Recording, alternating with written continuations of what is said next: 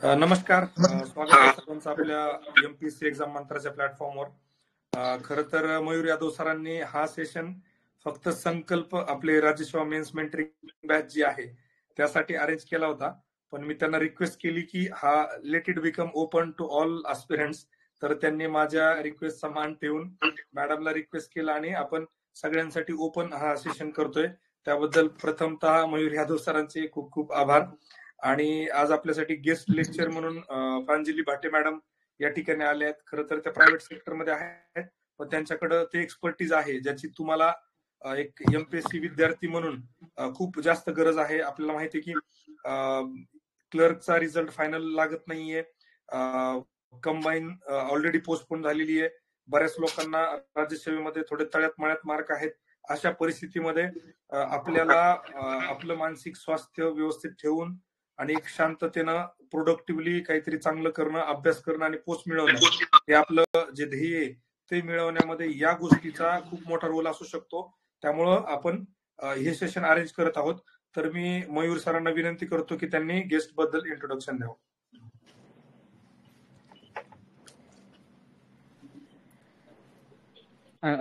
Audible आहे का sir मी?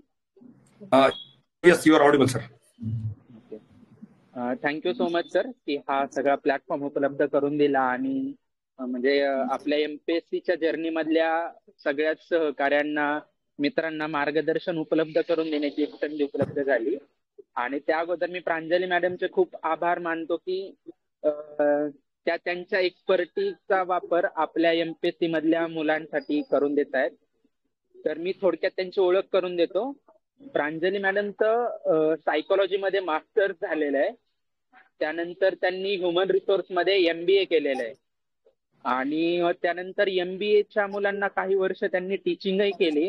त्यासोबत प्रायव्हेट सेक्टर मध्ये त्यांना 5 वर्षांपेक्षा जास्तीचा अनुभव आहे. त्यामध्ये ते ऍट अ टाइम 2-3 टीम्सला मॅनेज करतात. अगदी युएसए मधले क्लायंट्सला त्यांना मॅनेज करावं लागतं. तर प्रायव्हेट सेक्टर मधला त्यांचा अनुभव एकदम दांडगा आहे. त्यासोबतच त्या ISTD ट्रेनर आहेत. ISTD stand for intensive short term dynamic psychotherapy. तर म्हणजे सायकोलॉजी मध्ये त्या एक्सपर्टीज आहेत. आणि आपली जी सायकोलॉजी होते कॉम्पिटेटिव्ह एक्झाम मध्ये, की जे आपलं एक नॉर्मल शेड्यूल नसतं, नॉर्मल माणसाप्रमाणे आपण जगत नाही, ॲबनॉर्मल शेड्यूल असतं, 12-12 तास अभ्यास.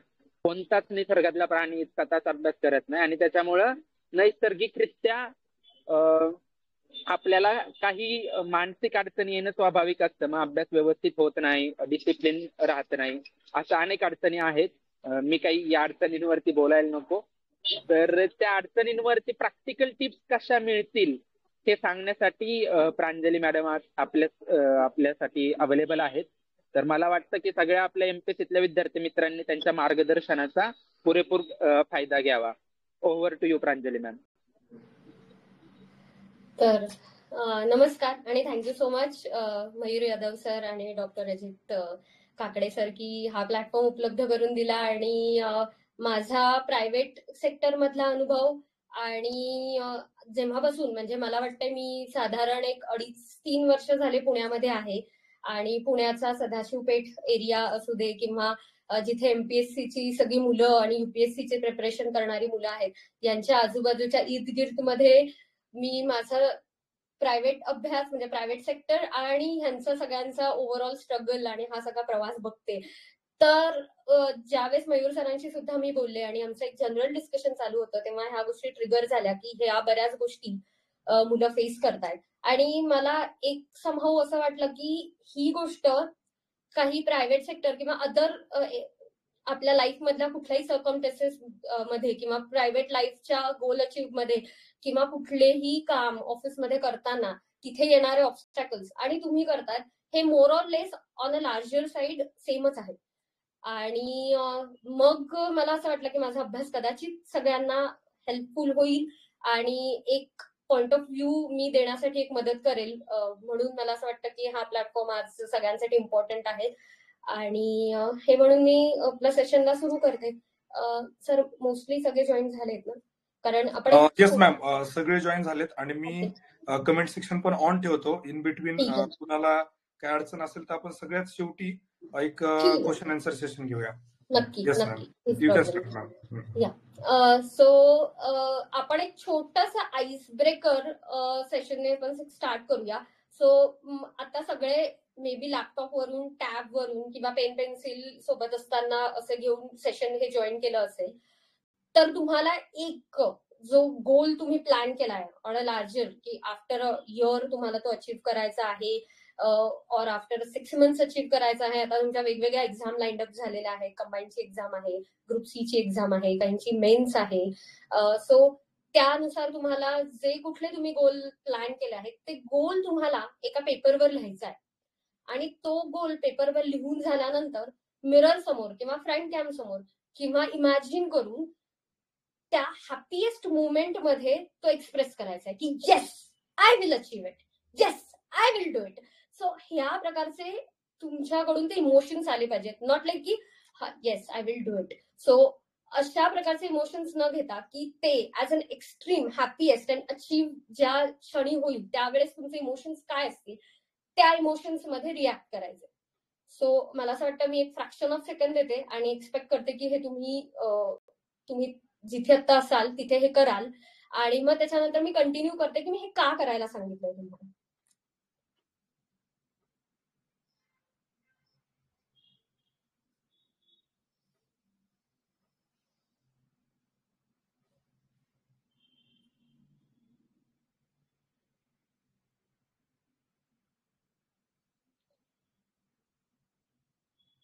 आणि मला कोणीतरी एखाद्याने रिप्रेझेंटेटिव्ह होऊन एक पिन करा की येस वी डिड इट, की आम्ही हे केलेलं आहे आणि हे झालंय म्हणून.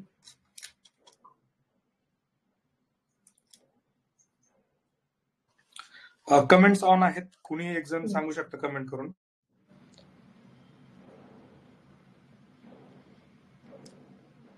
सॉरी, मी चॅनलचे कमेंट ऑन केले होते. ऍक्च्युली आपला सेशन फोरमवर चालू आहे, मी फोरमला ऑन करतोय. Sorry. Yes, comments are on.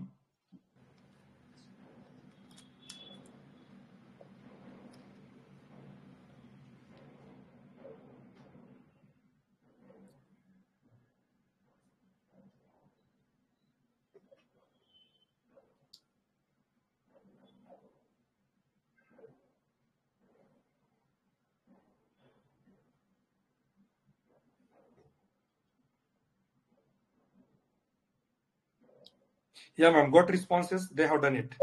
Okay. So तुम्ही हे केल्यानंतर डेफिनेटली एक खूप छान आणि खूप असं सॅटिस्फाईड आणि खूप फ्रेशनेस वाला फिलिंग आलं असेल. तर हेच जे फिलिंग आहे तर हेच फिलिंग आपल्याला थ्रू आउट द प्रोसेस प्रिपरेशनची टिल द अचीवमेंट फॉलो करायचंय आणि हे मेंटेन ठेवायचंय बेसिकली.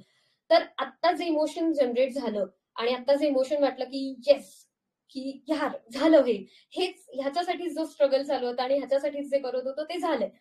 तर ही गोष्ट जी आहे ही गोष्ट आपल्याला जसं मी म्हटले की ही थ्रू आउट मेंटेन करायची. तर ही कशी मेंटेन होईल, तर ह्या सगळ्याच्यासाठी आपल्याला काही गोष्टींची सांगड घालायची खूप गरजेची आहे. त्याच्यामध्ये आहे की आपलं डिसिप्लिन, आपलं शेड्यूल आणि एक्झामसाठी लागणारा नीडेड अभ्यास, की एक्झामची डिमांड असलेला अभ्यास काय आहे. तर ह्याचं कॉम्बिनेशन जेव्हा होईल तर त्यावेळेस आपली स्टडीची कॅपॅसिटी किती आहे, त्याच्यानंतर आपली एक्झामची डिमांड किती आहे आणि आपल्याकडे दिलेला वेळ म्हणजे आहे हा आजपासूनचा पुढची जी कुठली एक्झाम येणार आहे त्या एक्झामसाठीचा असलेला वेळ, ह्या सगळ्या गोष्टींची सांगड घालून आपल्याला आपलं एक शेड्यूल बनवायचं. मग आता हे शेड्यूल कसं असू शकतं, तर मग हे शेड्यूल आपलं वीकली असू शकतं, हे शेड्यूल आपलं डेली असू शकतं, हे शेड्यूल आपलं मंथली असू शकतं. तर आता मी पूर्ण मंथचं तुम्हाला ह्या पॉइंटला नाही इलॅबरेट करताना, तर मी तुम्हाला डेचं सांगते. तर ह्या डेच्या वरून तुम्ही तुमचं वीकली आणि मंथली प्लॅन करू शकता. मग डेचं शेड्यूल माझं कसं असणार, तर माझं डेच्या शेड्यूल मध्ये व्हॅरीज होतं की बरेचदा अभ्यास हा 12-12 तास काहींना रिक्वायर्ड असतो की मला कंटिन्यू 12 तासच अभ्यासाची गरज आहे. काहींचं म्हणणं असतं की माझा 7 ते 8 तासाच्या फोकस अभ्यासामध्ये सफिशियंट टाइम की मी कव्हर अप करू शकतो आणि रेस्ट ऑफ द टाइम मला मे बी ब्रशिंग अप साठी लागतोय किंवा बाकी गोष्टी रिव्हिजन आहे ह्याच्यासाठी लागतो. तर तो प्रत्येकाने आपापला वेळ अभ्यासाला लागणारा हा सगळ्यात आधी डिफाईन करायचा आहे. आणि तो डिफाईन केल्यानंतर आपल्याला सगळ्यात आधी हे सगळं आज मी ठरवलंय की मी उद्यापासून माझा डेचा प्लॅन करणार आहे. त्याच्या आधी मला माझी स्लीप सायकल माझ्या डोक्यात आणायची की मी माझी रात्र आणि माझी स्लीप सायकल कशी शेड्यूल करतो. ज्या प्रकारचा अभ्यास तुम्ही करताय आणि ज्या प्रकारचं माइंड याच्यामध्ये युटिलाइज होत आहे आणि अभ्यासासाठी जो वेळ आणि जे कंटिन्यू कॉन्सन्ट्रेशन युज होत आहे त्या बेसिसवर तुम्हाला 7 ते 8 तास झोप ही कंपल्सरी आहे. 7 ते 8 तास शांत झोप होणं हे खूप गरजेचं आहे. मग 7 ते 8 तास ही झोप कधी घ्यायची? बरेचदा होतं की काही जण म्हणतात की आम्हाला रात्री 2-2, 3-3 वाजेपर्यंत झोपच येत नाही. काही जण म्हणतात की आम्ही 11 वाजता झोपून घेतो, आमची व्यवस्थित झोप होते. तर हे सगळं प्लॅन करताना मॅन्डेटरी टायमिंग्स आहेत. काही टायमिंग्स आपल्याला फॉलोच करायचे. तर ते टायमिंग्स कोणते? तर आपला दिवस हा 11 ते जर शेड्यूल करायचा असेल तर सकाळी 6 हा आपण अर्ली मॉर्निंग जर म्हटलं की मला खूप लवकर उठायचं, मला सवय नाही आणि मला सुरू करायचं, तर सकाळी 6 वाजता आपण हा दिवस करू शकतो. आणि लेट तर लेट मग 7. पण मी सजेस्ट करेल की 7च्या नंतर दिवस सुरू करायचा नाही.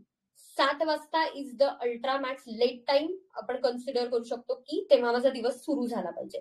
मग माझा जो दिवस 7ला सुरू करायचा आहे आणि 7 वाजता दिवस सुरू करायचा म्हणजे 7 वाजता मी उठणार आणि मग मी माझी सगळी दिनचर्या चालू करणार आणि मग माझा अभ्यास, नाश्ता आणि सगळं झाल्यानंतर 11-10च्या नंतर सुरू करणार, तर असं नाही. 7 वाजता मी माझ्या बेसिक इनिशियल मेडिटेशन नंतर माझ्या सकाळच्या दिनचर्येनंतर तयार झालो पाहिजे माझ्या अभ्यासाची सुरुवात करायला. मग त्याच्यासाठी तुमची स्लीप सायकल कधी सुरू झाली पाहिजे? तर मला कळत नाहीये मी कधीही झोपू मग, किंवा मग किती वाजता मी प्लॅन करू. तर मग त्याच्यासाठी एक डेडलाईन काही म्हणता येईल. तर ती डेडलाईन अशी आहे की मग 12 is the ultra most time, late to late, माझ्या बाकी सगळ्या गोष्टी प्लॅन केल्यानंतर. तर 12 ही सगळ्यात लेट वेळ आहे की जेव्हा मी झोपू शकतो. तर मग तुम्ही रात्री 12 वाजता झोपा आणि मग तुमचं अकॉर्डिंग टू डे प्लॅन करा की मग 6 वाजता मी उठेल, 11 वाजता झोपतोय, तर मग त्याच्यानंतर 6 किंवा 12ला झोपतोय तर मग 7 वाजता उठतोय.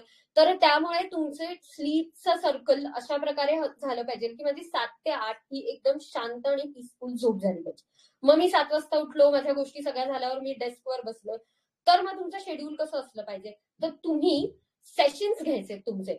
तर दिवसाचे सेशन्स प्लॅन करा की तुमचे 3-3 तासांचे सेशन्स असतील, मग तुम्ही तसं वर्कआउट कराल, की मग तुमचे 2-2 तासाचे सेशन्स असतील. मग 2 तासाच्या सेशन्स मध्ये तुम्हाला काय करायचंय? तर 2 तासाच्या सेशन्स मध्ये तुम्हाला मध्ये मध्ये छोटे छोटे ब्रेक पण घ्यायचे. मग ते ब्रेक मे बी तुमचा मोठावाला ब्रेक तुमचा आफ्टर 2 आवर्स असेल किंवा 3 आवर्स असेल, आणि छोटा ब्रेक जो तुमचा एक प्रत्येक 20 मिनिटाने असेल किंवा 25 मिनिटाने किंवा 30 मिनिटाने, आणि तो एक 5 मिनिटाचा ब्रेक असेल. आणि ज्यावेळेस तुम्ही तुमच्या जसे सेशन्स प्लॅन करता की आज मी पॉलिटी करणार आहे, आज मी हिस्ट्री करणार आहे, आज मी इकॉनॉमी करणार आहे, आणि जसे 2-2 तासाचे 3-3 तासाचे सेशन प्लॅन केले, तर त्याच्यात जो तुम्ही अभ्यास शेड्यूल करताय तो विन वाला अभ्यास असला पाहिजे. What is win study? तर विन स्टडी म्हणजे त्याच्यासाठी तुम्हाला at the end of the day एक विन मिळालं पाहिजे की आज मी हे जिंकलो, कारण आज मी हे अचीव्ह केलं, आज हे मला हे मिळालंय. मग आजच्या दिवसामध्ये मी जे प्लॅन केलं आहे त्याच्यामध्ये मला काहीतरी अल्ट्रामोस्ट अचीव्ह झालं पाहिजे. त्या पर्टिक्युलर दिवसाचं आउटपुट म्हणजे मी म्हणेल की तुम्हाला मॅक्झिमम आउटपुट त्या दिवसातून मिळालं पाहिजे.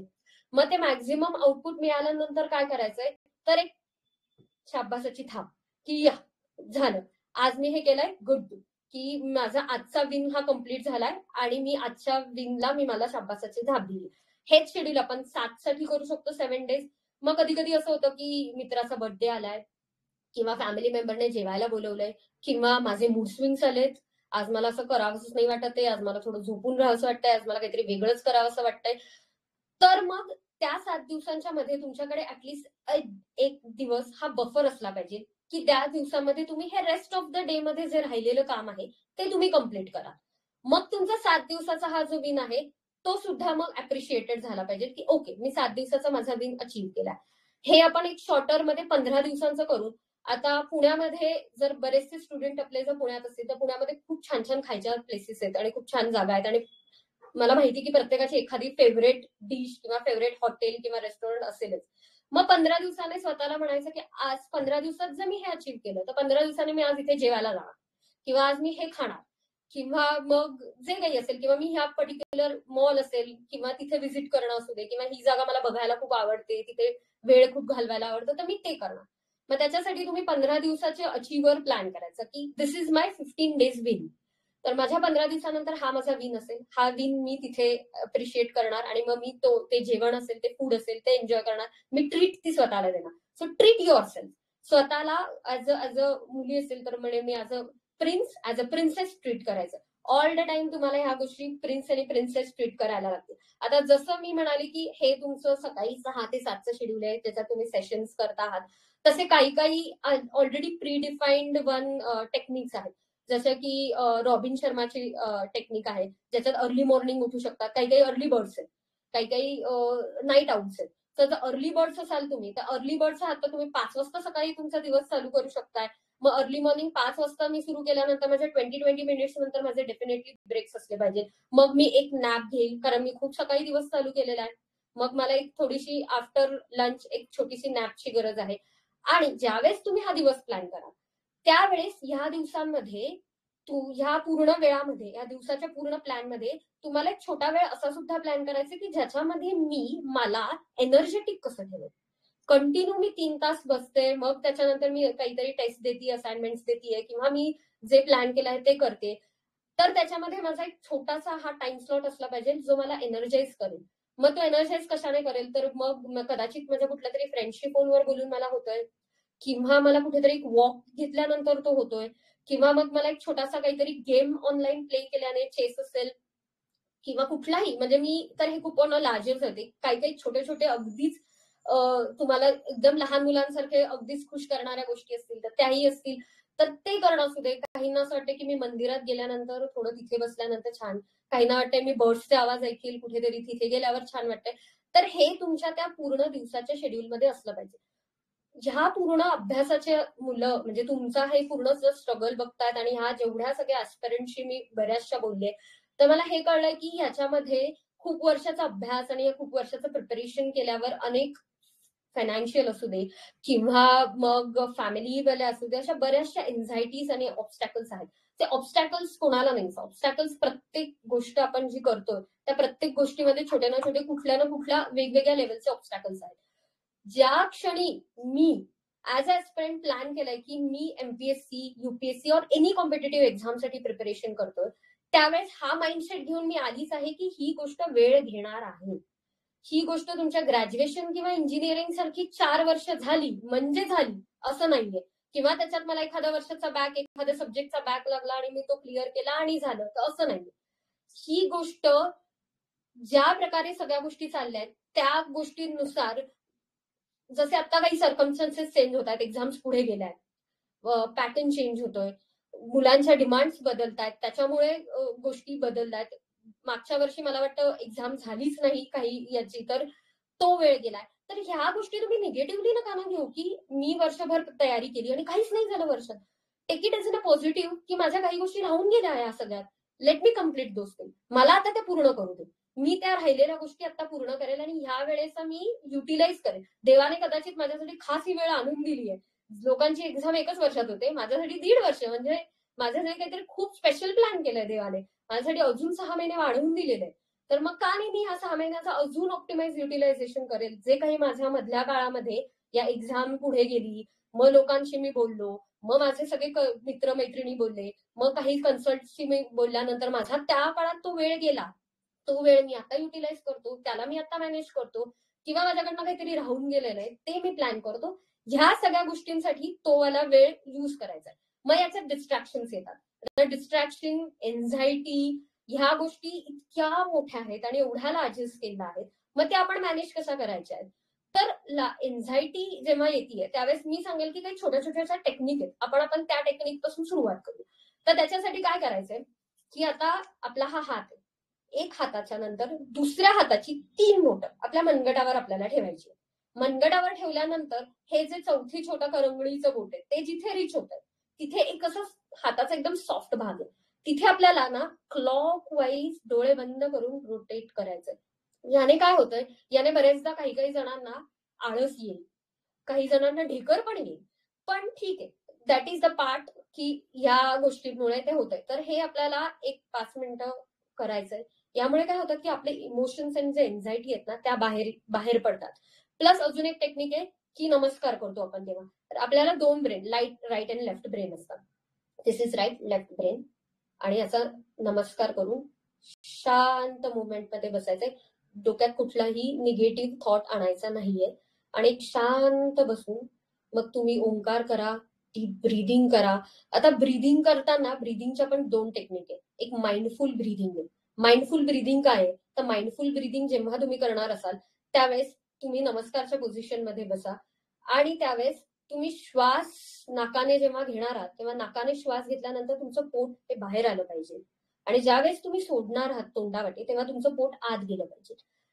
ही तुम्ही 3 वेळा करा, 5 वेळा करा, 10 वेळा करा. जोपर्यंत मला खूप छान वाटत नाहीये तोपर्यंत याचे रिपीट सेट्स करा. दुसरं आहे मग आपण 4, 7, 8 टेक्निक्स करू शकतो, ज्याच्यामध्ये आपण 4 काउंट्स घ्यायचे. 1, 2, 3, 4. 4 काउंट मध्ये आपण नाकावाटे श्वास घ्यायचा आहे, 7 काउंट मध्ये तो होल्ड करायचा आहे आणि 8 काउंट मध्ये तो तोंडावाटे बाहेर काढायचा. तर ह्या ज्या टेक्निक आहेत ह्या बेसिक एन्झायटी रिमूव्हल टेक्निक्स आहेत ज्या आपल्याला युज करायचं आहे की एन्झायटी रिमूव्ह करायला. आता बरेचदा असं होतं की आपल्याला एक वेगळी एन्झायटी येते, ती म्हणजे मी माझ्या ग्रुप डिस्कशनला बसलोय किंवा आम्ही दिवसाचं शेड्यूल किंवा अभ्यासाचं शेड्यूल प्लॅन करतो. त्यावेळेस बरेचदा असं होतं की माझा कोणीतरी मित्र आहे आणि तो म्हणतोय की हा अभ्यास करायला अरे अर्धा तास लागेल रे, अर्ध्या तासात होऊन जातं, हा सब्जेक्ट आपण 1 तासात संपवू, हा आपण अर्ध्या तासात संपवू. मग माझ्या डोक्यात येते यार ह्याला जर अर्धा तास लागतोय, मला ह्यासाठी 2 तास लागतोय, म्हणजे मी ह्याच्यासाठी 2 तास घेतोय ही गोष्ट करण्यासाठी.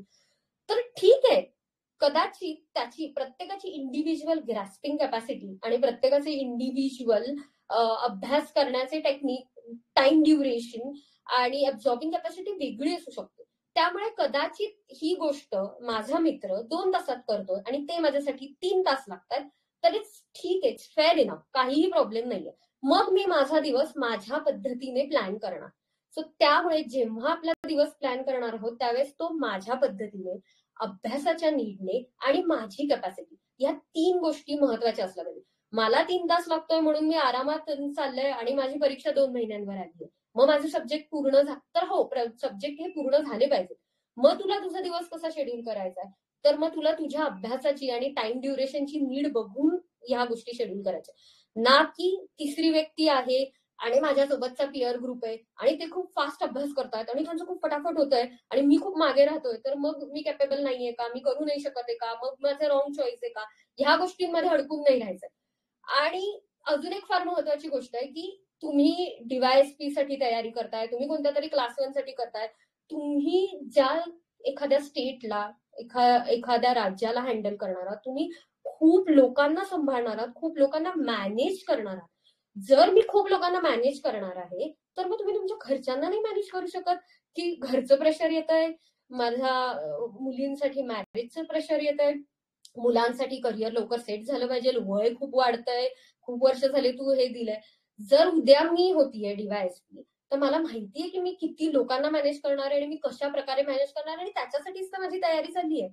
तर मग ही सुरुवात कुठून होईल, तर ही सुरुवात मी माझ्यापासून, मी स्वतःला पटवण्यापासून, माझ्या आजूबाजूच्या लोकांना जे मला ह्या गोष्टीपासून डिस्ट्रॅक्ट करतायत किंवा जे या गोष्टींची खूप काळजी करून मी डिस्ट्रॅक्ट होतोय त्याच्यापासून, त्यांना मॅनेज करण्यापासून होते. First manage them. त्याच्यासाठी काय करणार, तर मी माझ्या घरच्यांना रिअलिस्टिक गोल देईन की हे बघा, हे बघ बाबा, किंवा हे बघा फॅमिली मेंबर, किंवा हे बघा मित्रांनो, ह्या गोष्टीसाठी 1 वर्ष, 2 वर्ष, 3 वर्ष माझ्या अभ्यासानुसार लागणार आहेत आणि हे ती वेळ घेतीलच. आणि ही गोष्ट मी इथे यायच्या आधी मलाही आणि फॅमिलीलाही माहित होती. त्यामुळे ह्या गोष्टीचं अनरिअलिस्टिक एक्सपेक्टेशन्स ठेवून चालणार नाही की हे ह्या अटेम्प्टला होईलच. त्याच्यामध्ये किती % ऑफ सर्टनिटी, अनसर्टनिटी आहे ही तुम्ही त्या लेवलची, जशी प्रिलिमिनरी एक्झाम आहे, मग मेन्स आहे, मग इंटरव्ह्यू आहे, या प्रत्येक लेवलला तुम्हाला. माझा व्हिडिओ तर दिसतोय ना सर की पॉज झालाय? नाही दिसतोय मॅम, आवाज क्लिअर आहे, व्हिडिओ पण दिसतोय. ठीक आहे. सो त्यामुळे ह्या सगळ्या गोष्टींना आपल्याला त्याने लाईन अप करायचंय की start it from your self and from your house. जेव्हा आपल्या घरातून ही सुरुवात होईल त्यानंतर आपण ह्या सगळ्या गोष्टी सगळ्या व्यवस्थित प्रकारे मॅनेज करू शकतो. तर ती एन्झायटी किंवा ते जे डिस्ट्रॅक्शन किंवा ते जे टेन्शन आहे की जे माझं घरून येत आहे काय, तर ते हे अशा प्रकारे मॅनेज होणार आहे. ते मॅनेज जर करायचं असेल तर ह्या आपल्याला सगळ्यात आधी घरापासून सुरुवात करावी लागेल की मी तिथून सुरुवात करेन आणि मग ह्या गोष्टी पुढे मॅनेज होतील. आता ज्यावेळेस मी म्हणते की हा स्ट्रेस झाला मुलांसाठी, फॅमिली, मुलींसाठी, मॅरेज अँड ऑल, आणि मग मी ह्या सगळ्या प्रकारे मॅनेज करणार आहे, तर मग ह्यासाठी मला काय करावं लागेल, तर मला सेल्फ अनालिसिस करावं लागेल. मग मी सेल्फ अनालिसिस काय करणार आहे, तर मग मी समजून घेणार आहे की माझी नीड काय आहे, माझ्या फॅमिलीची नीड आता काय आहे. मग बरेचदा असं होतं की मी जेव्हा मयूर यादव सरांशी बोलले त्यावेळेस ते म्हणाले की बरेचसे फायनान्शियल मुळे मुलं रात्री कोऑर्डिनेटर म्हणून काम करतायत किंवा मग अजून दुसरे काही शॉर्ट आवर्सचे earning sources find it out करतात. मग तुम्ही हे अर्निंग सोर्सेस तुमच्या अभ्यासाला लिंक असले पाहिजे. तुम्ही 2 ते 3 तासासाठी कुठे काम बघताय, कोऑर्डिनेटर म्हणून तुम्ही बघताय, तर ते जे कोणतंही काम बघाल तर ते तुम्हाला अभ्यासाला लिंक ठेवलं पाहिजे. आणि मग बरेच जण काहीतरी टेस्ट सिरीज प्लॅन करण्यासाठी करत आहेत किंवा मग स्टडी मटेरियल प्लॅन करण्यासाठी म्हणून 2 ते 3 आवर्स तुमच्या दिवसाचे देतात, तर गुड.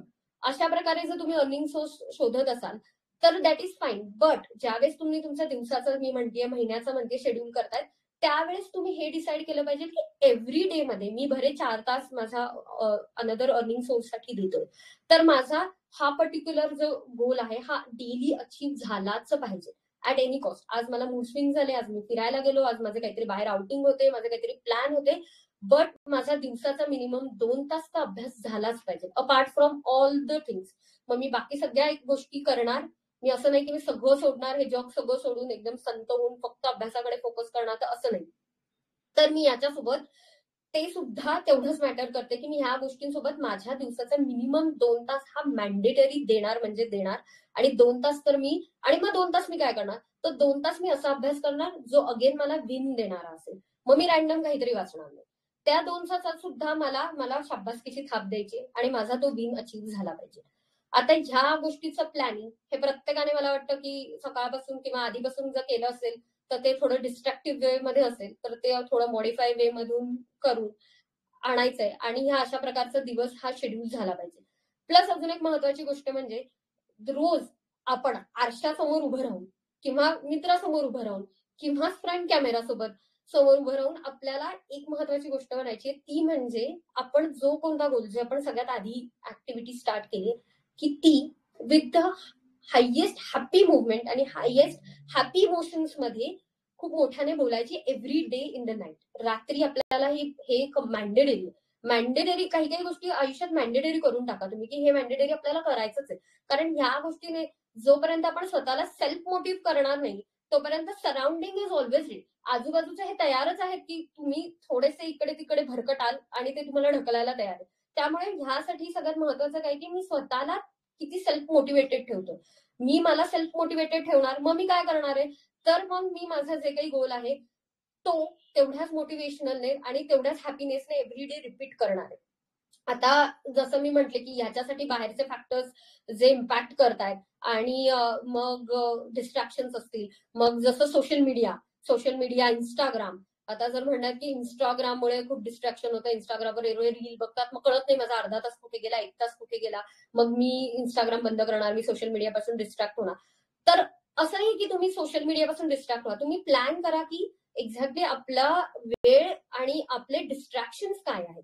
मी डिस्ट्रॅक्ट कशामुळे होते, मी माझा रील बघण्याने, म्हणजे मी माझा अर्धा तास माझ्या रीलला दिला आहे आणि मी रील स्क्रोल केले आणि मी बघितले आणि त्याच्यानंतर मी माझा डे एंडचा विन अचीव केलाय, तर I am okay with that.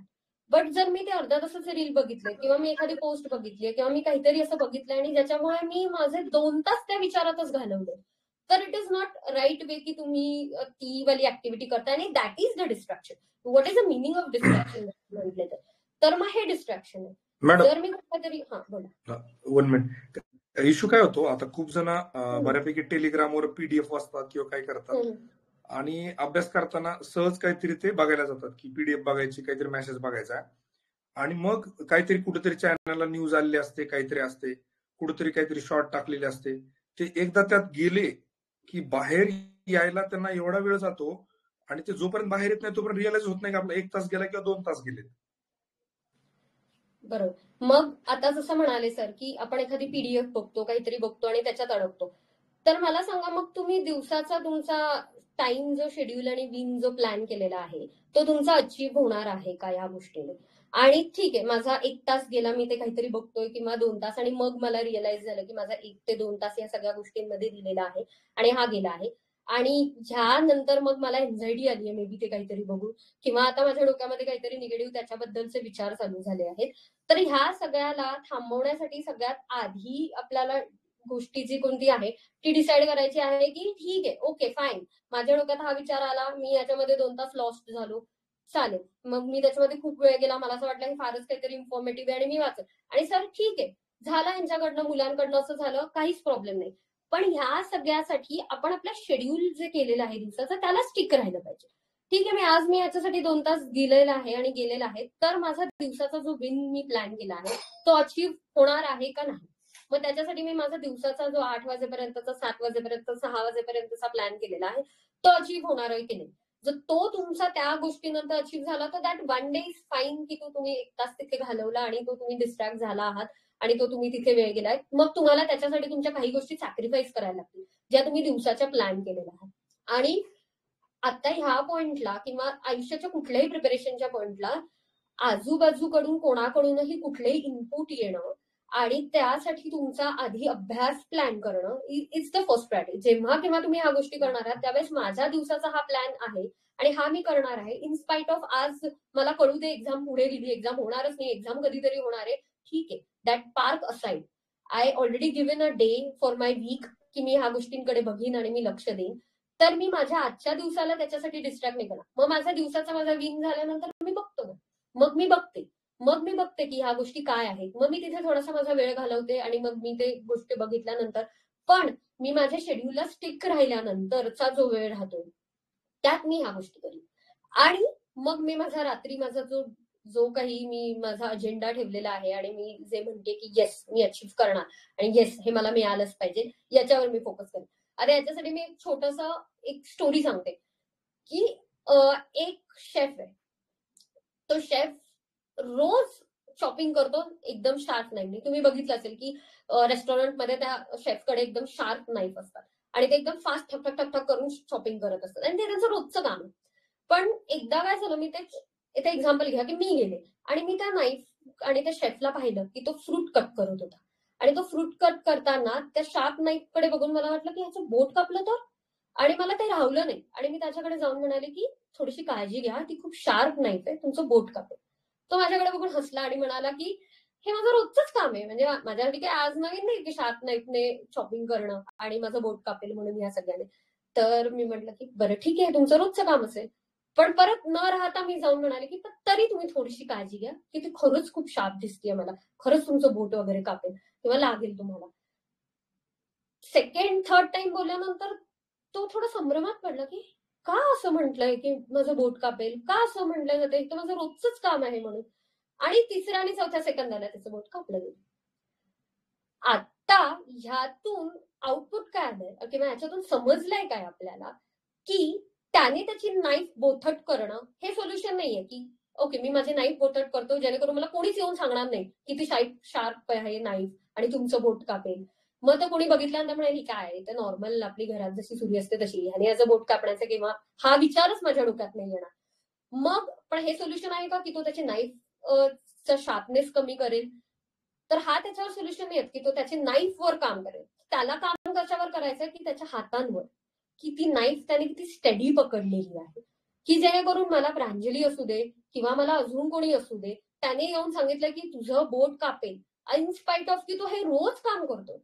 मी हे नाही करत आहे. मी कोण आहे, तर मी आउटसाइडर आहे की ज्यांना माहिती नाहीये किंवा जी लोक ह्या सगळ्यात इन्व्हॉल्ड होत आहेत आणि जे बाहेरचे फॅक्टर्स आहेत जे इन्व्हॉल्ड होत आहेत आणि जे तुम्हाला हॅम्पर करतायत हे म्हणायला की तुम्ही होऊ नाही शकणार, तुम्ही करू नाही शकणार, याने काहीतरी चांगलं होणार नाहीये, याच्यातून काहीतरी हे खूप वेळ घेईल, याच्यातून तुला जे पाहिजे ते आउटपुट नाही मिळणार आहे, हे सांगणारे म्हणजे आम्ही बाहेरचे आहोत. आणि आम्ही म्हणतोय की तू तुझी नाईफ म्हणजे तू तुझं गोल चेंज कर, तू दुसरं काहीतरी कर की जेणेकरून तुझं कापलं नाही जाणार, तुला काही हॅम्पर नाही होणार. तर हे आउटपुट नाही की मी माझा गोलच चेंज करेन, मी माझी लाईफच बोथट करून टाकेन. तर मी काय करेल, तर मी माझ्या स्वतःला एवढा स्टेबल करेल, मी मला स्वतःला स्ट्रॉंग करेल की मला येऊन कोणी सांगे ना, माझा हात एवढा स्ट्रॉंग असेल की माझी लाईफ हलणारच नाही आणि माझं बोट जे मी रोज काम करतोय ते होणारच नाही आणि कट होणारच नाही. तर ह्या अशा छोट्या छोट्या गोष्टी आहेत की आपण स्वतःला अनदर फॅक्टर्स पेक्षा आपला जो गोल आणि डेचा प्लॅन आहे, नॉट टू कम्पेअर विथ आपले मित्रमैत्रीण ऑल्सो, की त्यांच्यासोबत पण कम्पेअर नाही करायचे आपल्याला. आपण सगळ्यात आधी आपले स्वतःचे दिवसाचा प्लॅन सहित, स्वतःच्या शेड्यूल सहित, स्वतःच्या कॅपॅसिटी सहित आणि स्वतःच्या टाइम टेबलच्या स्ट्रिक्ट शेड्यूलने ह्या सगळ्या गोष्टी प्लॅन करायच्या. ज्या वेळेस आपण ह्या गोष्टी करू त्यावेळेस बाहेरच्या गोष्टी येणारच आहे. असं नाहीये की येणारच नाहीये, काहीच येणार नाहीये आणि रोज एकदम गुडी गुडी छान छान दिवस असणार आहे, सगळे कौतुकच करणार आहेत तुमचं आणि रोजच आपल्याला जसं पाहिजे तसं होणार आहे. गोष्टी बदलणार, गोष्टी चेंज होणार आणि वेगवेगळ्या गोष्टी होत राहणार. पण त्याच्यासाठी माझा आजचा विन आहे किंवा माझा आजची जी जो काही शेड्यूल आहे किंवा माझ्या आजचे जे काही achievement at the end of the day me plan केलेलं आहे ते माझं ऍट एनी कॉस्ट अचीव्ह झालं पाहिजे. मग मी त्याच्यासोबत माझ्या खेळाची, माझ्या एक्स्ट्रा करिक्युलर ऍक्टिव्हिटीची, माझ्या या जे सर म्हणाले पीडीएफ बघण्याचं डिस्ट्रॅक्शन असू दे, युट्यूब बघण्याचं डिस्ट्रॅक्शन असू दे, ते हे सगळं मी त्याच्यात प्लस ऍड करणार आहे. मला काहीच प्रॉब्लेम नाही या सगळ्या गोष्टींना ऍड करायला आणि मी त्या करीन, पण मी माझा दिवसाचा विन हा अचीव्ह करीन. हा जर दिवसाचा विन झाला, हा माझा आठवड्याचा विन झाला, हा माझा महिन्याचा विन झाला, तर मग माझा महिन्याचा शेड्यूल प्लॅन झालेला आहे, माझा अभ्यास माझा ट्रॅकवर आहे, मी ट्रॅकवर आहे. मग बाकी दुनियेमध्ये ज्या गोष्टी घडतायत, आजूबाजूला सगळं घडतंय, मी त्यालाही थोडा वेळ द्यायला तयार आहे. तर मला असं वाटतं की अशा प्रकारे जर प्लॅन केलं तर मग ओव्हरऑल मुलं डिस्ट्रॅक्शन पासून थोडी कमी आणि ते मॅनेज करण्यापासून ते दिवसाचा त्यांचा वर्क प्लॅन करण्यापर्यंत पोहोचतील. याच्यात आहे ना सर, मला पण एक गोष्ट सांगायची आहे की काही पीडीएफ वाचताना नंतर दुसऱ्या टेलिग्रामवरती चॅनलवरती जातात किंवा युट्यूबवरती जातात, एक लिंक मिळते. अनुभवातून सांगतो, अशा स्टेज मधला जो अभ्यास असतो ना तो सिरियस अभ्यासच नसतो. सिरियस अभ्यास तेव्हाच असतो की जो प्रॉपरली प्लॅन्ड असतो. प्रत्येक दिवसाचं शेड्यूल व्यवस्थित असतं, त्या शेड्यूल मधले रिसोर्सेसचं पण प्लॅनिंग झालेलं असतं.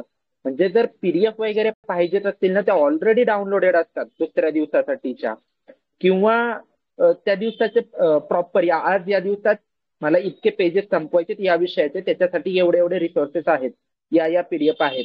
आणि जर अभ्यासाला बसलाय आणि त्यानंतर पीडीएफ शोधतोय आणि मग त्या पीडीएफ वरून तो दुसरीकडे जातोय किंवा युट्यूब वरती लेक्चर पाहतोय आणि तिथून दुसरीकडे जातोय, शॉर्ट्स वगैरे पाहतोय युट्यूबला, इन्स्टाला, तर हा प्लॅन स्टडी नसतो, हा सिरियस स्टडी पण नसतो. त्याच्यामुळे पहिलं तर अभ्यास आपला सिरियस चालू आहे का हे पाहिलं पाहिजे. आणि दुसरी गोष्ट की ज्यांच्या बाबतीत असं पुन्हा पुन्हा होतंय त्यांना मी हे सांगू इच्छितो की पहिले रिमूव्ह दोज डिस्ट्रक्शन ज्यांची आता गरजच नाही ना. कारण आपल्याकडे आता 1 वर्ष नाहीये, जर मेन्सचा टाइम पिरियड पाहिला तर 3च महिने आहेत आणि जर 3 महिन्यात जर प्रिपरेशन व्यवस्थित करायचे असेल तर 3 महिन्यांसाठी सगळे डिस्ट्रॅक्शन दूर ठेवा. आणि जरी दूर ठेवता येत नसतील तर मग त्यांचं प्लॅनिंग करा की 15 दिवस इंस्टाग्राम वापरायचं नाही, 15 दिवसानंतर मी 2 तासासाठी इंस्टाग्राम डाउनलोड करून पाहिल, पुन्हा अनइन्स्टॉल करेल, परत अभ्यास करेल. म्हणजे जो तुमचा ब्रेक टाइम असेल 15 दिवसानंतरचा, लेट्स से की एक रविवार गेला, दुसऱ्या रविवारी तुम्ही हाफ डे ब्रेक घेतलेला आहे, तर त्याच्यामध्ये तुम्हाला जे काही करायचंय ना ते करा. ते प्लॅनिंग जर असेल ना, planning of the distraction in the plan only, कारण आपलं माइंड रिलॅक्स होण्यासाठी ते पण खूप गरजेचं आहे. किंवा मग त्याच्यासोबत गेम्स खेळणं, कोणी बॅडमिंटन खेळतंय, क्रिकेट खेळतंय, फुटबॉल खेळणं, तर या गोष्टी असतील तर मला वाटतं मग डिस्ट्रॅक्शन खूप इझिली मॅनेज होऊ शकतील. That's it. Thank you Mayur sir. Madam, जर तुमचं काही बोलायचं राहिलं असेल तर कंटिन्यू करा, अदरवाईज आपण क्वेश्चन आन्सर घेऊया. नाही, आपण क्वेश्चन आन्सर कंटिन्यू करू शकतो. एकच मिनिट ना, मी घेतो क्वेश्चन्स.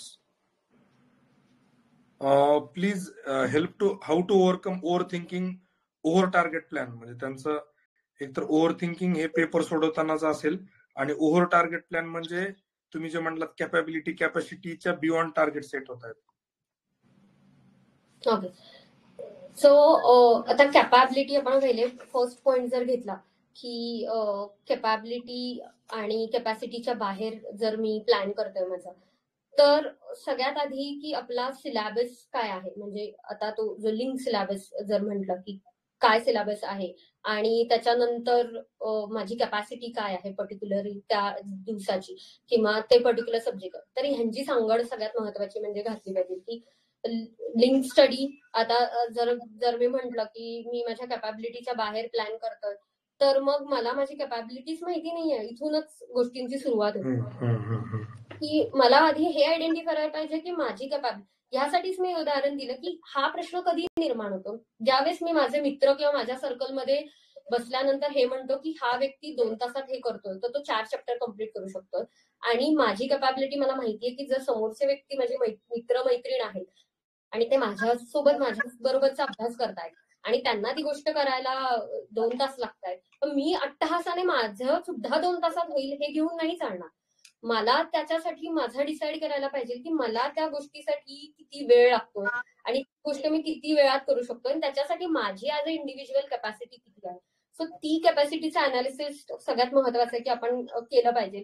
की जसं मी म्हटलं की जेव्हा आपण सेशन प्लॅन करतोय दिवसाचे 2-2 तासाचे 3-3 तासाचे जेव्हा सेशन, तर त्या सेशनमध्ये सुद्धा की ते अचिवेबल सेशन्स असले पाहिजे. की आज जर मी इकॉनॉमीचा पर्टिक्युलर चॅप्टर म्हणतोय किंवा काही करायचं म्हणते कम्प्लीट, तर माझं ते तेवढ्या वेळात झालं पाहिजे आणि त्यानुसारच तुमचा जो डे आणि तो प्लॅन आणि शेड्यूल झाला. हे जर झालं तर मला वाटतं हा म्हणजे ओव्हर काहीतरी अभ्यास मी प्लॅन केलाय, मग माझ्या एंड ऑफ द डे मला कळलंच नाहीये की मी म्हणते की मला 10 चॅप्टर वाचायचे, माझा एकच चॅप्टर एंड झालेला आहे. मग तुमचा डेचा विंग कुठे आहे?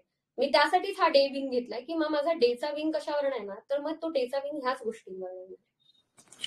दुसरा क्वेश्चन आहे, how to deal with negative thoughts, how can intentions help in the preparation stage? Okay, so negative thoughts जर म्हटले तर निगेटिव्ह थॉट्स खूप मोठा मी म्हणेल की वेग गोष्ट आहे. निगेटिव्ह थॉट्स बऱ्याच वे मध्ये येऊ शकतात की आता एक्झॅक्टली कोणत्या मोडमधले निगेटिव्ह थॉट्स येत आहेत ते सुद्धा खूप मॅटर करतं.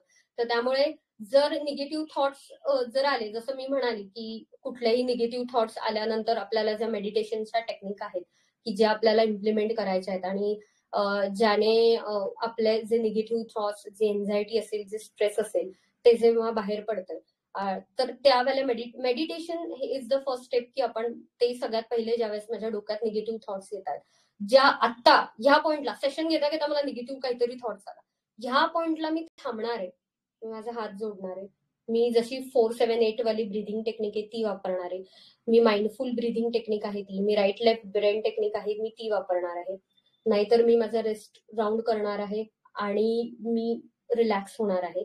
आणि मी रिलॅक्स झाल्यानंतर मी अगेन माझ्या आणि ठीक आहे, ओके, हे सगळं झालं की याच्यानंतर तुमचा दिवसाचा शेड्यूल केलेला आहे, त्याच्यामध्ये मी कुठला तरी एक छोटासा वेळ माझा काढलेला आहे की जो मला एनर्जेटिक करतोय. अगेन एनर्जेटिकचा अर्थ समजून घ्या.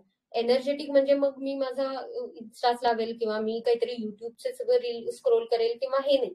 अशा गोष्टी की ज्या मला परत माझं गोल किंवा मला परत अभ्यासासाठी पुन्हा एनर्जेटिक करणार आहेत. मग मी एक छान वॉक घेईन, मी एखादं छानसं म्युझिक ऐकेन की जे मला एनर्जाईज करेल, तर मी ते करेन त्या पॉइंटला. मग मी माझा दिवस रिशफल करते. मला आता एन्झायटी आले, मला आता स्ट्रेस आलाय, मला आता ओव्हर थिंकिंग आलंय, मला आता निगेटिव्ह थॉट्स आले, तर मी माझं निगेटिव्ह थॉट्स या वे मध्ये करेल की मी माझा दिवसाचा जो मला एनर्जाईज करणारा टायमिंग आहे तो मी आता शिफ्ट करते, मी तो एनर्जीवाला टायमिंग आता युटिलाइज करते. Then again I will start की मी माझा अभ्यास परत माझे ज्या गोष्टी आहेत त्या चालू करते. अगेन सर याच्यामध्ये एक छोटी अजून एक गोष्ट माझ्याकडनं मिस झाली, ती म्हणजे की एक तुम्ही ना बुक तयार करा, एक जर्नल तयार करा तुमचं की ज्याच्यामध्ये तुम्ही मेंटेन कराल की आज मी काय केलेलं आहे, मी कुठे आलेलं आहे, मी काय अचीव्ह केलेलं आहे, माझ्या आजच्या डे प्लॅन मध्ये काय आलेलं आहे आणि सायमल्टेनियसली तुमच्या एन्झायटी सुद्धा, मला काय निगेटिव्ह थॉट येतात, माझे काय एन्झायटी आहेत, एक पेपर घ्या, एक वही घ्या, त्याच्यामध्ये लिहून काढा आज माझ्या डोक्यात काय काय आलंय, हे काय काय येतंय ते एका पेपरवर लिहून घ्या आणि तो पेपर फाडा, त्याचा गोळा करा आणि तो गोळा तुमच्या जेवढ्या ताकदीने येईल तेवढ्या ताकदीने फेका. येऊ दे 4, 5, 6, 10 पानांचे एन्झायटीज निघतात, जेवढ्या निघतील तेवढ्या पानांवर त्या पानाचा सगळ्या ताकदीने गोळा करायचा आणि तो फेकायचा. ज्या अशा गोष्टी आहेत की ज्या एन्झायटी. अजून एक छोटी टेक्निक आहे ती म्हणजे ना तुमच्या ज्यावेळेस निगेटिव्ह थॉट्स, ओव्हर थिंकिंग, काहीतरी जे नाही बरोबर चाललेलं आहे, माझ्या डोक्यात काहीतरी वेगळंच येत आहे मध्येच अभ्यासाच्या एकदम सडन, तर ह्या गोष्टींसोबत अजून एक करायचंय की जे ब्रिदिंग करतोय, की आपण हाताची घडी तोंडावर बोटवाली जे जसे बसतो तसे हात सॉफ्ट ठेवायचे आणि हे हात डोळे बंद करून असे इथून देन डोळ्यावर आणि वर करून लिटरली हात वर असे असे असे असे असे करायचे. हे असं वाटेल की आपण जिथे बसलोय आणि जिथे बसलोय जेव्हा हे थॉट्स येतात तेव्हाही सुरू करायचे. मग हा विचार नाही करायचा की अरे आता आजूबाजूचे आहेत, मग ते काहीतरी बोलतील, मग काहीतरी असं वाटेल का, नाही. या गोष्टी पार्क असाईड. आपल्याला एन्झायटी, मला ओव्हर थिंक वाटतंय, मला निगेटिव्ह वाटतंय, मी या गोष्टी करणार. आणि बघा या गोष्टीने खरंच खूप फरक पडतो.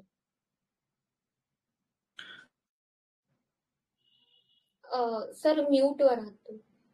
हा, म्हणजे मला एक्झॅक्टली माहित नाही रिअल स्टोरी का दंतकथा आहे. नेपोलियन बद्दल असं सांगितलं जायचं की ते झोपायच्या आधी त्यांच्या जे बेडच्या साईड लॉकर होते ते सगळ्या दिवसाच्या गोष्टी त्यात टाकायचे आणि ते लॉक करायचे, त्यामुळे ते शांत झोप घेऊ शकायचे. म्हणजे तुम्ही ही जी गोष्ट सांगितली ना गोळा करून, तर मे बी मला ती थोडीशी क्लोज वाटली, तर ही पण एक गोष्ट आहे. हा, आणि आता ही गोष्ट मी स्पेसिफिकली का नाही म्हटली, कारण आता मी मुलं बघतीये की जे अशा ठिकाणी राहतायत की मला असं वाटतं त्यांना त्यांची राहण्याची जागा आणि ह्या गोष्टी एवढ्या कॉम्प्लिकेटेड आणि एवढ्या कॉम्पॅक्ट आहेत की ते मला वाटतं उचलून ठेवतील तरी कुठे. उचलून ते एकतर डोक्याजवळ ठेवतील किंवा त्यांच्या बेड खाली किंवा इथे कुठे ठेवतील. तर मला असं वाटतं की ह्या सगळ्यांसाठी म्हणून मी म्हणाली की जे थॉट, जे काही वाटतंय ते पेपरवर लिहा, ते गोळा करा आणि ते टाकून द्या. की मग ह्या गोष्टी नकोत मला, की मी फेकल्या. की जोपर्यंत आपण अशा प्रकारे सायकोलॉजिकली आणि आपण ह्या थॉट्सने करणार नाही की मी हे टाकलंय आणि मी फेकलंय आणि मी निघालंय, तोपर्यंत ह्या गोष्टी निघणार नाहीयेत. तर त्यामुळे जे निगेटिव्ह, आणि ऑल द टाइम आपल्याला नेहमी काय करायचं, जो निगेटिव्ह थॉट आलाय ना, try to make it into positive thought. तो आपल्याला कन्व्हर्जन आलं पाहिजे की मला माझा निगेटिव्ह थॉट हा पॉझिटिव्ह थॉट मध्ये कन्वर्ट करायचा आहे. ज्या क्षणी माझ्या डोक्यात काहीतरी निगेटिव्ह होतं, मी त्या क्षणी माझं काहीतरी पॉझिटिव्ह असेल, मी जे पॉझिटिव्ह केलंय किंवा मी जे पॉझिटिव्ह गोल टुवर्ड्स जाणार आहे, आणि सगळ्यात महत्वाचं, उद्या मी DYSP झाली किंवा मी क्लास 1 ऑफिसर झाली किंवा मला जो गोल आहे तो अचीव्ह केल्यानंतर काय होणार आहे, माझे सराउंडिंग, माझे घरचे, माझे जे आजूबाजूचे आहेत ते किती खुश होणार आहे, आणि ते जे स्वप्न आहे ते पूर्ण झाल्यानंतर हे जग किती बदलणार आहे माझ्यासाठी, आणि किती सगळ्या ऑपॉर्च्युनिटीज, ज्या सगळ्या गोष्टी सगळं बदलून जाणार आहे जे आता चाललंय. ही गोष्ट लगेच दुसऱ्या पॉइंटला डोक्यात आली पाहिजे की हे होणार आहे, ह्या गोष्टीने नाही होणार आहे, ह्या निगेटिव्ह थॉट्सने मी माझ्या गोलच्या जवळ अजिबात जात नाही. मी एक पाऊल नाही, मी 10 पावलं मागे येतो. मला एक एक पाऊल करून पुढे जायचंय माझ्या स्वप्नाच्या किंवा माझ्या एमच्या. माझं जे एम आहे, जे एम मी प्लॅन केलेलं आहे, त्याच्या एक स्टेप मला पुढे जायचंय. ते निगेटिव्ह थॉट्स तुम्हाला एक स्टेप नाही, ते 10 स्टेप मागे नेणार आहे. ज्या क्षणी ह्या गोष्टी होतात, ह्या ऍक्टिव्हिटी झाल्यानंतर आपल्याला म्हणायचं की नाही, उद्या मी ऑफिसर झाल्यानंतर माझे घरचे, माझे सराउंडिंग आणि मी ऍज अ इंडिव्हिज्युअल, मी किती ग्रो होणार आहे आणि काय किती जग बदलणार आहे माझं, आणि हे जग माझ्या थोड्याशा महिन्याच्या अंतरावर आहे. आणि मग थोडेसे महिने करू आपण, मग आहेच, मग एन्जॉय करायचंय, मग सगळं ओपनच आहे आपल्यासाठी. थोडे महिने सगळं बाजूला ठेवून आणि करू. जसं मगाशी मयूर सर म्हणाले की याच्यासाठी की 15 दिवस इन्स्टा बंद करा, या सगळ्या जे मी म्हणाले की 15 दिवसाच्या नंतर ट्रीट करायचे स्वतःला, ट्रीटमेंट द्यायचे, एक मस्त ट्रीट द्यायची. मग ती ट्रीट जसं खाणं पिणं आहे तसं तुमचं इन्स्टा असेल तर इन्स्टा ट्रीट द्या. त्या दिवशी मी 2 तास मस्त इंस्टाग्राम बघणार, काहीही नाही, एकही गोष्ट विचार नाही करणार, काही नाही. तर हे तुम्ही 15 दिवसांची ट्रीट प्लॅन करा. मग 15 दिवस काहीच नको, मग 15 दिवसांनी मी माझं ती ट्रीट प्लॅन करतोय, मग ती ट्रीट मी मस्त एन्जॉय करणार. मग ते खाणं असू दे, इन्स्टा असू दे, बाकी कुठल्या गोष्टी असू दे. आणि ह्या जेव्हा ह्या गोष्टी करतोय त्यावेळेस सायमल्टेनियसली मी ह्याही गोष्टी बघणार आहे की माझं डाएट काय आहे, मी दिवसा जेवतोय काय, माझं खाण्यापिण्यावर किती लक्ष आहे, मी स्वतःची बॉडी किती हायड्रेटेड ठेवतोय, माझं दिवसाचं पाणी किती पिलं जात आहे, मी फ्रुट्स खाते की नाही. कारण प्रत्येक गोष्ट फक्त अभ्यास करणं, अभ्यासाला बसणं, अभ्यास अभ्यास अभ्यास याने नाही होत. सो तुम्हाला मॉर्निंग एक्सरसाइज, वॉक पण घ्यायचा आहे. त्याचसोबत तुमचं खाणं सुद्धा तेवढं व्यवस्थित असलं पाहिजे, तेवढ्या सगळ्या प्रकारचे मील, सगळ्या प्रकारचे न्यूट्रिशन्स बॉडीमध्ये गेले पाहिजेत. तर ह्या गोष्टी सुद्धा तेवढ्याच इक्वली इम्पॉर्टंट आहेत. मी माझं दुपारचं जेवण स्किप करेल, मी माझं रात्रीचं जेवण स्किप करेल, मग मी आज काहीतरी चटरपटरच बाहेरचं खाईल, तर नाही. ज्यावेळेस आपण म्हणतोय की शेड्यूल तुमचं असलं पाहिजे आणि तुमचं टार्गेट बेस्ड आणि स्टिक टू द सब्जेक्ट असलं पाहिजे, म्हणजे फक्त अभ्यास नाहीये, तर मग तुमचं डाएट आहे, तुमची स्लीप आहे, तुमचा दिवसाचा अभ्यासाचा प्लॅन आहे, तुमचं मग त्याच्यासाठी अचीवमेंट आहे. आणि सगळ्यात महत्वाचं म्हणजे करा कौतुक, स्वतःचं रोज कौतुक करायचं. तुम्ही एवढी टफ एक्झामसाठी प्रिपेअर करताय, म्हणजे तुम्ही खूप महान लोक आहेत माहितीये. हे सगळ्या नॉर्मल लोकांना नाही जमत. मी नाही आहे तुमच्यामधली, मला हे अजिबात जमणार नाही, मला हे करताही येणार नाही. त्याच्यामुळे तुम्ही खूप महान आहात आणि तुम्ही ऑलरेडी खूप खूप सुंदर काहीतरी करताय. त्यामुळे त्यासाठी तुम्ही स्वतःला आधी अप्रिशिएट करा. Every day you have to appreciate yourself. स्वतःला हक करा, स्वतःला प्राऊड फील करा, स्वतःला थाप द्या की नाही, मी हे जे करते हे खूप मोठी गोष्ट आहे आणि ही खूप, आणि मी बरोबर आहे, मी ट्रॅकवर आहे.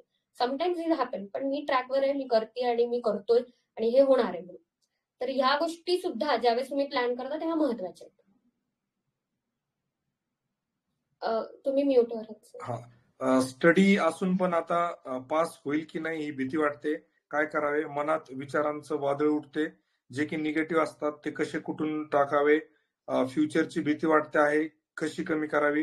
टेन्शनने झोपेची क्वालिटी खराब झाली आहे, त्यावर उपाय सांगा. सगळं मोरलेस गोल गोल गोल फिरून सगळं ह्याच वर येत आहे की माझ्या डोक्यात उगाच. आणि माझं काय म्हणणं आहे की हे आले कुठून की मी क्लिअरच नाही होऊ शकणार आहे किंवा माझं होऊच नाही शकत आहे. ह्या गोष्टीसाठी कुठेतरी डिस्ट्रॅक्ट झालात ना तुम्ही, कुठल्या तरी सोर्सला कनेक्ट झाला जो तुम्हाला निगेटिव्ह थॉट द्यायला सुरुवात केली. मग कदाचित तुम्ही काहीतरी कुठेतरी बघितलंय टेलिग्रामवर, युट्यूबवर, कोणत्या तरी ठिकाणी, कुठल्या तरी मित्राकडून किंवा कुठेतरी. तर ज्या वेळेस आपण म्हणतोय की मी माझं बेस्ट देणार आहे, आजचं मी माझं प्लॅन केलेलं आहे की मला माझं बेस्ट द्यायचंय, तेव्हा ह्या गोष्टी बाजूला गेल्याच पाहिजेत. आणि ह्या गोष्टी येत आहेत कुठून?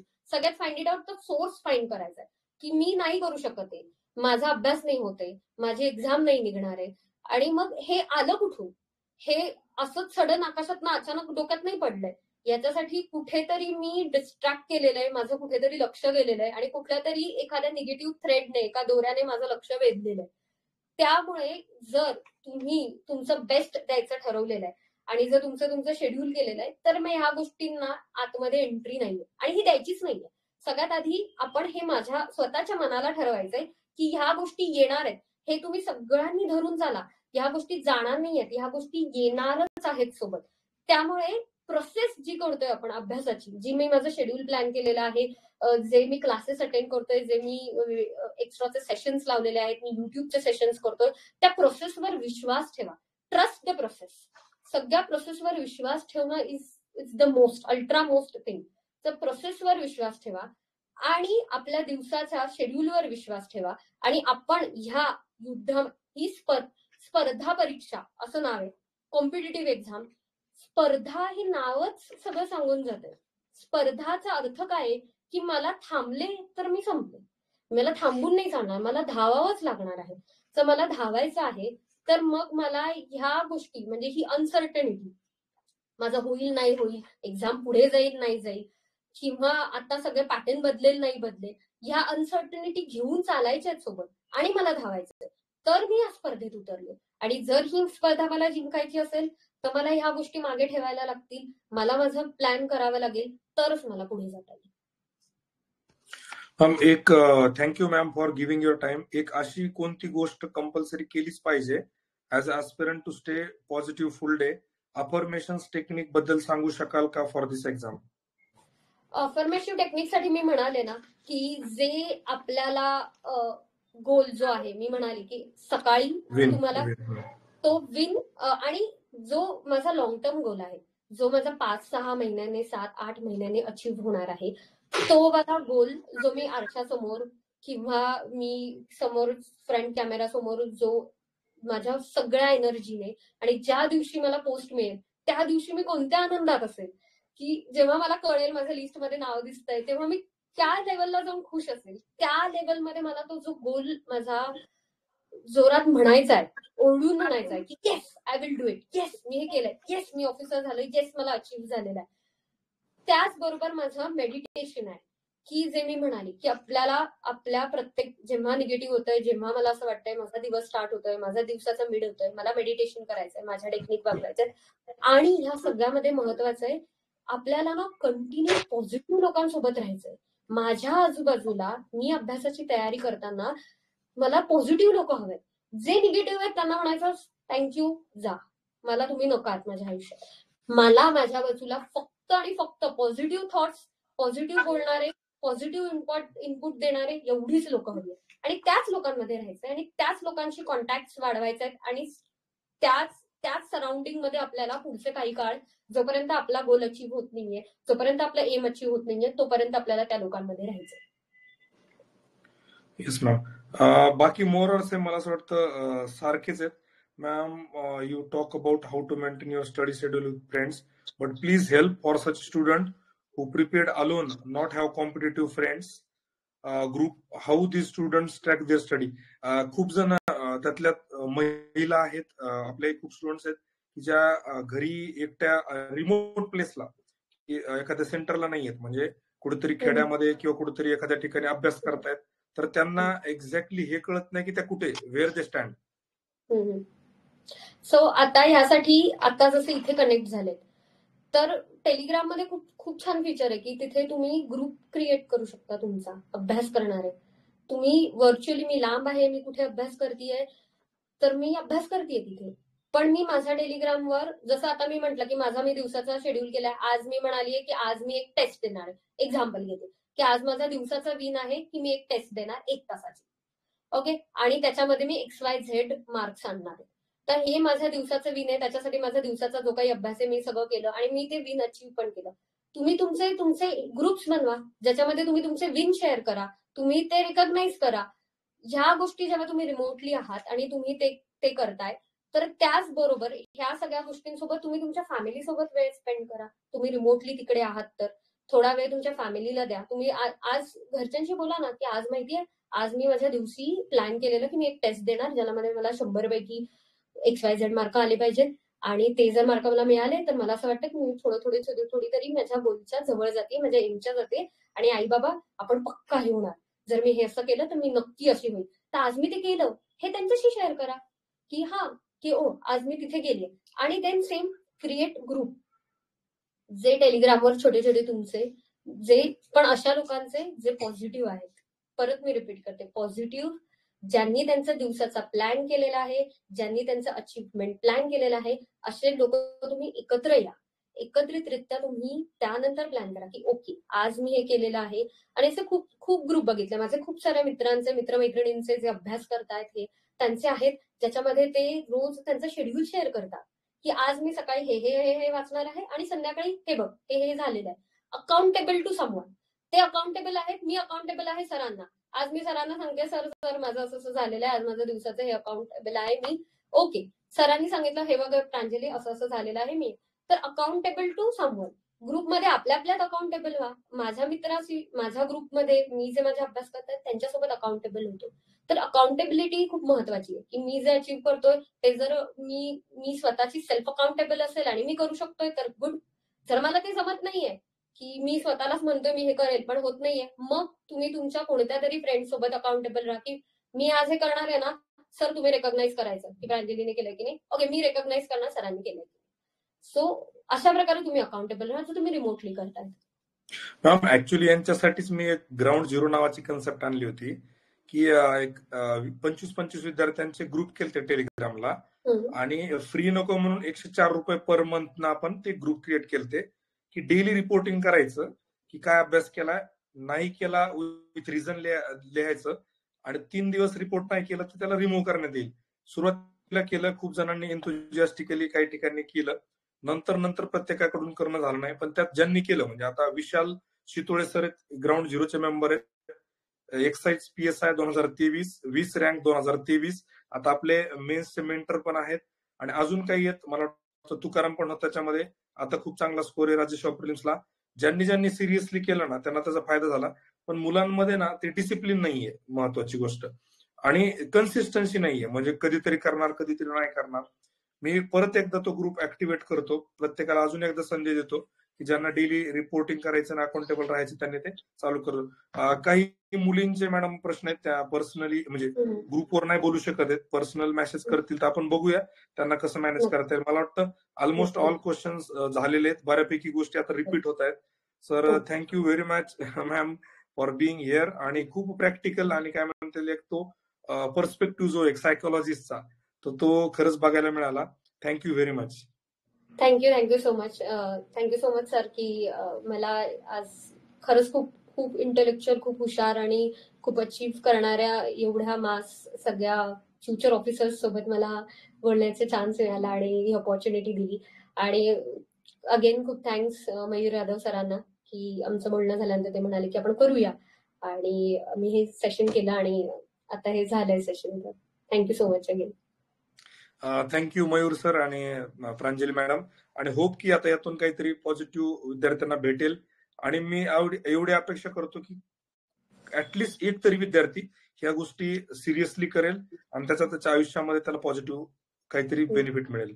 So thank you and good night all. Thank you. Good night ma'am. Thank you so much everyone. Good night.